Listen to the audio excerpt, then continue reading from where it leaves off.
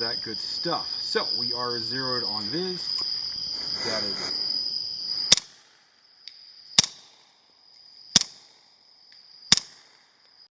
all right, guys, we are back out at the range at night, and this time we are bringing along with us one of my favorite lasers. This is the Laserspeed M6TR. It's a full power solution in a very highly regulated market where FDA says, no, we are not allowed to have these. Now, we've already visited this once on our channel before, and that was with the LS-M6. The LS-M6 is what I would kind of describe as an alpha product. It was the first time to market for this particular unit. Now, Laserspeed wasn't new to the game. They'd been making a few different options out in the market. They had their F6 and their F6 something something. I can't remember the names. You can look them up if you really want to know. But they were big, bulky units. They were pretty much only available on eBay, and there wasn't a lot of consumer enthusiasm for them. Those who had them loved them. They said they were durable, they held zero, they were bright. But those who had never heard of them before were kind of skeptical about dropping that kind of money on a Chinese product on eBay with no official support almost anywhere else. So this is where the LS-M6 and the LS-M6TR kind of changed the market for Laserspeed. With starting out with the original unit, the LS-M6 kind of came to the US market through a lot of different distributors because they realized, hey, this product actually is pretty cool. It was small, it's kind of in a compact package, very reminiscent of something like the Holosun LS321 if you've got an idea of what the size of that is. Now it's still a pretty big box and it's still kind of bulky, but compared to what it came from, it's actually a vast improvement without sacrificing any of the internals. Now, when we look at the internals from the original M6 to the M6TR, honestly, not a lot has changed. In fact, nothing has changed. You still have the same illuminator that's going out to 30 milliwatts. You've got your same green laser, which is going up to 10 milliwatts. And you've got your same IR laser itself that again goes out to 30 milliwatt hours, or sorry, milliwatts. Now, one of the key differences though, when it comes to the M6TR, Laserspeed has actually worked with quite a few different companies to almost tailor fit the unit to the company in question. Some companies are having the low power mode be brought down just a little bit more so that it's a little more eye safe or a little less bloomy. That way, if you want to use it for a close still engagement, you've got that capability. Other companies are kind of adjusting the way the markings are on the back, and we're going to go over those in 1 second, just to make them a little bit more obvious. Now, if we went back and looked at what we loved and what we hated about the M6 from Laserspeed, we know that there was a couple things that we complained about. Primarily, it was the button placement was more designed towards a left-hand shooter because it was way over here. And then next we had it was still just a little bit too big and it could be smaller. But I think by and large, the largest complaint was always going to be the proprietary plug that's super snug in the back of this thing with this huge switch that's just unappealing to me. Now I use it, it's fine. I've got my Surefire switch kind of taped under here so that it's good to go, but it takes up more real estate than it probably should, and it's proprietary to just Laserspeed. So Laserspeed heard your complaints, and now when we look at the Laserspeed Laserspeed M6TR, we actually have a standard crane port plug, and the plug switch they ship with is now switched over to a crane port. Now, I've got very little rail space on this, so it is a tight fit, but we're also going to go over why I don't like exactly one of the changes they made. So let's talk about it now. So comparing it to the original M6, the M6TR actually changed the position of the port plug from the right side to the left. And why that matters to me is if I'm up on the gun like this and I'm trying to change dials, I'm having to fiddle around with this plug. In contrast, I would be fiddling around with the illuminator size and the dispersion. So it's a trade-off, but it's not a trade-off that I actually like. Because with this new design and with this kind of lower profile, we end up with less real estate on the back of the gun to actually go through and change the modes. Now, if I take the plug out and if I just use this in a C grip and everything's good, that's fine. I can go in, make my adjustments, and be done. Now, the argument against this, I suppose, is that I'm not really changing modes out in the field, right? I mean, I'm doing a review, so of course I'm gonna have to constantly change modes to be able to show you what low looks like, low combo, low laser, low illuminator, and then get up to the highs and go through all those modes as well. So for me, it becomes more of a burden. but for the end user, probably not so much so. Now, I will say that whenever you use the included crane plug from Laserspeed, there's no issues at all. Goes in, it can flip around in any kind of direction, and everything is going to work as intended. Now, if you use a third party, like a mod button or a Unity button, I had one Unity button to try, and what I found out, at least on my unit, was I had to have the crane plug in the upward position for it to actually work. And that was kind of weird, and I didn't understand it, but maybe it's limited to my unit. Laserspeed did offer to go ahead and send a replacement to test to see if it's just my unit or if this is a product support issue that they need to address. However, I wanted to get this out to y'all as soon as possible. So for right now, just understand I ran into that problem. So that's why tonight I'm going ahead and use the official switch that comes with the unit. Now let's go over some of the benefits of why this unit matters in the market. So right now, the only thing that's going to be comparable that's available through almost a commercial standpoint would be something like the Steiner D-Ball D2. But this one has such a large mounting, it's heavy, and again, it's just a big bulky unit. Now, its illuminator is fantastic, it's laser, eye safe, so it's pretty gimped. But again, it's the only thing that would be comparable to the output, unless you start talking about a MAL C1 Plus civilian version, in which case you get the VCSEL and the price tag of around $3,000. So is that really a true comparison? Now, coming soon to market, if the vaporware ever comes into fruition, you're going to have the Holosun Iris. Now, the Holosun Iris almost has this same kind of design. It is a smaller footprint, but it uses VCSEL technology, and it is going to be eye safe. And with the VCSEL, the eye safe can get you up many times over, like we've discussed in other videos. It's kind of a loophole, whatever, to circumvent this whole FDA eye safe rating mess that we have to deal with. Now, having said that, we are seeing delays and delays from Holosun, and the verdict was they were waiting on FDA approval. They were waiting on FDA approval, and I imagine the FDA is using this traditional way of measurement of to see if something's eye safe and not taking into consideration the technology advances of VCSEL when they do their actual metering.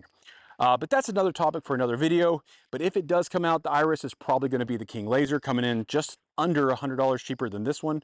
And that's probably going to be a win in a lot of people's books because you're buying from a known brand. But right now, what is available is the Laserspeed. And honestly, guys, it checks off all the boxes. It's recoil rated. You can do full auto at it. You can do 308. Has an IPX rating of, I believe, 67 or 68, which means this thing is sealed from the environmentals, from dust, from water. It is shock rated for dropping, and I've never had a zero issue with a M6 or now the M6TR. Once I've set my zero, it's been rock solid, and I can pull off optics, change them around, and reset the optics zero back to the laser, and generally speaking, I'm good to go. So that's a win in my book. And one other thing to note is that you only have one set of adjustments for your elevation and for your windage. This is because all three units are going to be co-aligned. This is going to be your Viz laser, so you can set it once and be done, which then sets your IR laser, which also will set your illuminator to be centered around it as well. And with some of the cheaper units, like some of the Somo gears and even to the ADR extent, when you do adjust your illuminator on those ingulls, your illuminator will actually shift zero, and then you're just chasing a zero laser at that point. So really happy that everything's nice and illuminated. Going over one more quirk about it though, when you're on your Viz laser mode, if you need to get into high mode, what you're going to do is you're going to double tap, and that's going to get you into your Viz laser to turn on and hold steady. Then you're going to go 1, 2, 3 clicks and let go, and that's going to get it into high. Now, Laserspeed did have to come out to Facebook and basically post to their audience, be like, look guys, we know you're complaining, the high is not just a click, but this is how you get to it for your Viz. Not a problem. Now the controls. On the back of the dial, you've got basically your spread for your IR illuminator.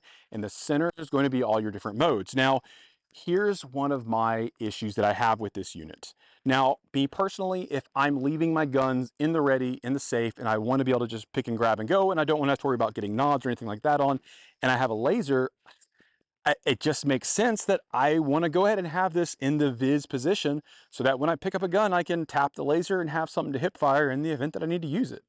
But the problem is it has an indicator light on the very back of the unit that is just a slow vampire drain on your battery that over the course of a few days even, your battery will be dead when you actually go to get it.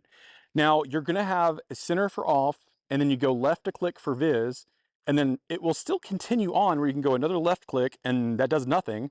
But then if you continue on and go one more click, you're back in viz. It's not labeled, but your indicator light comes back on and all of a sudden you're phantom draining again. So you need to be really cautious and keep it in the center position up to make sure it is fully off. Now, when we go through on the back again, we can go into our IR modes. We go one click and we're on illuminator low. The second click, now we're on laser low. Third click, combo low. And then we start getting into our high modes. And we'll be at illuminator high, laser high, and then lastly, combo high. And again, it's a little bit tricky for me because I'm trying to go through the different modes for you later when we see it in the video. But in reality, you're probably going to set it once, forget it, and be done. Last thing to note, the actual battery end cap is on the front of the gun, and it's not really easy to get on and off. Once you get it off and get the battery out, CR123, really easy to replace and everyone has plenty of them. But getting this cap back on, the spring is under so much tension, it's actually really difficult, and you'll find yourself swearing in your mind because it's just not a fun experience. So maybe using a little bit less powerful spring at the cost of maybe a little bit less reliability is probably a better trade-off in this moment than having to fight this every single time that I have to replace the battery due to phantom drain, thanks to leaving it on the Viz mode. Outside of that, guys, this has honestly been and become one of my favorite units. Laserspeed knocked it out of the park whenever they did this. It has its quirks, it's big, it's bulky, but honestly, I had no reason to ever take it off of my integral build, and it stays there, not in the ready, it is in the off position, so I can get it in the ready when I want to use it. And the Laserspeed LS M6TR kind of takes what they did right, elevates it, fixes what they did wrong, and they made a great package that I honestly love. So if it were me and it was spending my hard money on around 1,000 US on what I would go out and buy right now, it's honestly the M6TR. And there's so many different vendors offering it at this point, you can buy with a good assurance that you're going to get your product. One of the scarier parts is when you buy a Chinese laser is you have to wait for it to come into the States. You risk it being confiscated at the border for some weird reason. But all these different vendors and suppliers that are bringing it in at this point, you know, it gives you a little bit of assurance that they're taking on that customs risk and you're just getting a product that's already in the US. And on top of that, Laserspeed has a 1-year warranty. So if it does give you any issues, loses 0, dies from water or impact or recoil, whatever, they're going to take care of you for 1 entire year, and they have a shipping facility located in the US, so you're not trying to ship it back to China. You just ship it to their drop shipper, and then they take care of you from there. So guys, it's getting dark out, and I know you just want to see one thing, you dirty fellas, and that's the nighttime footage. So once it gets darker, we're going to go back to our Nod camera, we're going to go back to our IR camera, and we're going to show you exactly what it looks like. All right, guys, so we are now at the night vision section. We had a failure already tonight. That's why these videos are getting kind of cumbersome to do. We need a new recorder. Someone is more than welcome to send us one, and perhaps things will be better. All right, so right now we're currently on our low combo setting. Now, low combo, it works pretty good for up and close. Now, it worked a little bit better when we had a little more light out. Right now, it's pretty dang dark. So you can kind of get a good visual on how its cutting power actually looks. Now, before we actually go in and start shooting, let's go ahead and compare it to how it looks like to its old brother. And again, this is the same low laser. Now, one thing is if you look, we had a dirty glass issue, and you can still see it down here where it's got some spill. And now they've pretty much cleaned up the glass quite a bit. We did see a little bit of spill if we were getting nitpicky, but honestly, compared to the original, it's fantastic. Now, we're going to go ahead and spread it out so that it matches this width. And you can see that nothing's really changed. It might actually be a little bit brighter to my eye. Yeah, look, we can cut through the other laser. So the TR is just a little bit brighter. So let's go ahead and cut that. And now, let's just go ahead and see how it runs. We're going to go ahead and run and do a bang, bang, bang, bang, bang, bang, bang, bang, bang, bang. And then we'll try to hostage head, and then we'll go back and bang, bang. So we're hot and loaded, and we're just going to do this from the hip fire stance. So let's go.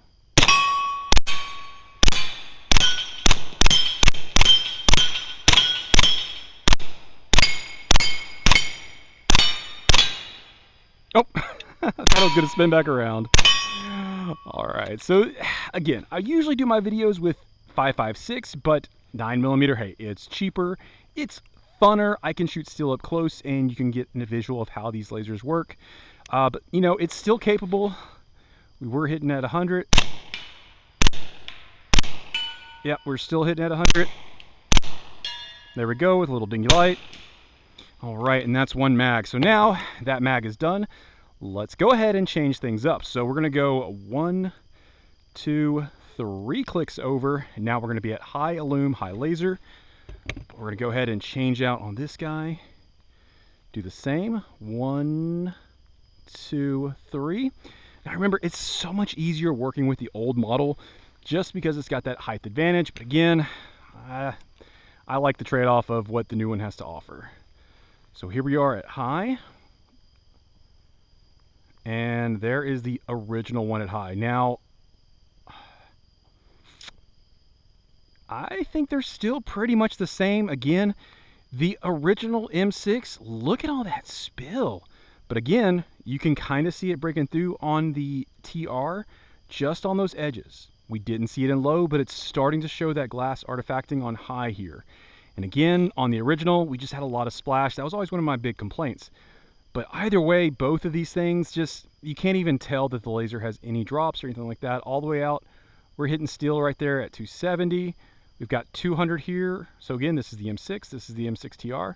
So everything we loved about the power and the clarity, which this one, look at the actual clarity. You can see, hopefully in the video, we've got some artifacting going around on the bottom left edge of the old unit. On this new unit, we've only got a couple little swirls. They've definitely improved the glass game. Yeah, you get a lot better clarity when you're looking through this. So kudos to Laserspeed for actually making some good improvements, not just from the ergonomics, but from actual performance. All right, let's go ahead and load back up with the fresh mag, and let's go and see if we can connect out a little bit further. I doubt we're going to tonight. We've kind of been off our game a little bit, but I do want to just go ahead and see if we can connect. And we'll go ahead, double click to punch it in, and we will tighten it down just to help us out a little bit. So we know there is a light at the 200 gong here, so let's see if we can hit it.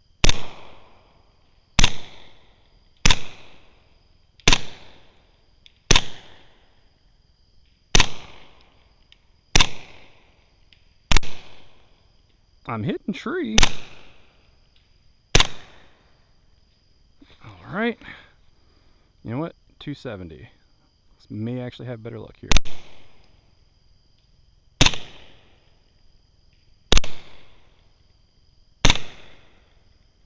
Pretty cool. You can actually see that bullet flying through the air when it comes into that pathway. Let's go ahead and broad this back out. We'll go ahead and try something a little bit closer. There we go. And maybe buffalo at 170.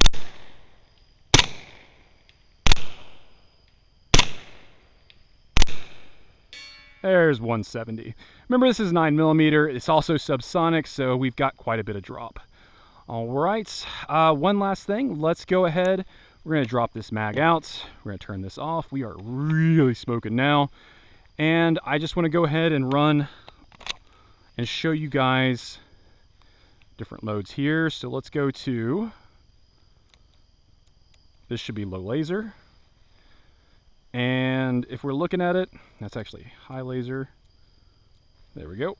That's going to be low laser. We still get some reflectivity off of these stills that are up close. This is about 15 yards away. So we need to be a little bit careful. Push it out to about 40, 50. That's an ID target. Not really too bad. And of course, when we start getting into 100, there's no issue at all. But we're not really lighting anything up. Now, go into low illuminator only. That's off. 2 clicks over. There we go. Now we'll be in low illuminator. And low illuminator is pretty okay if you want to use it on steel up close. Not really seeing a whole lot of issue with that. Again, we'll go ahead and make sure that we go as wide as possible on that illuminator. So that's about 15 yards away. And you can see that a small C zone or A zone, I think that's what that is, it lights it up pretty well. And when we get out to 100, you can see that you're actually lighting up quite a big area. 50 yards back there, plenty of illumination. Looking up in the trees, again, plenty of illumination. So let's go ahead and go back into low combo. Should be that, I believe. Yep. All right, and I think we're still hot. So let's just play around a little bit more and see what we can do.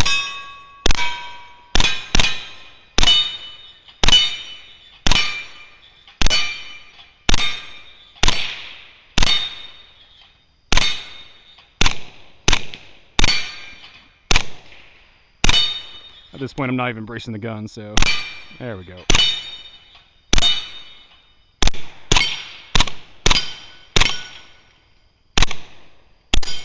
All right, and she is out. So again, guys, plenty accurate. If we look through our optic, you can kind of see. Let's go ahead and kill this. See our optics there.